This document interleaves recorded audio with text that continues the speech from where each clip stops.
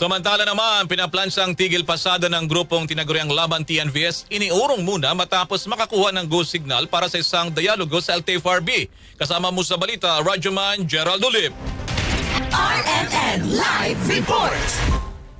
Hindi mo na magkapatupad ng tigil pasada ang grupong Laban TNVS matapos makakuha ng mensahe sa Land Transportation Franchising and Regulatory Board o LTFRB para sa isang dialogo.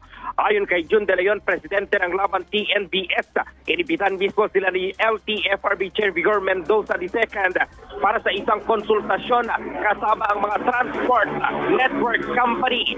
Ito may kaugnayan pa rin sa pagpatawa ng LTFRB ng multa sa mga nagkakansela ng booking ng mga TNVS drivers at ang pagpapatupad ng bawas tingil sa surge prices. Umaasa si De Leon na kakanselahin ng LTFRB ang pagpapataw ng multa sa mga TNVS drivers sa nagkakansela ng booking lalo na tuwing rush hour. Gayon din ang pagpapatupad ng bawas tingil sa surge prices. Una rito plano ng grupo na magsagawa ng tigil pasada tuwing rush hour.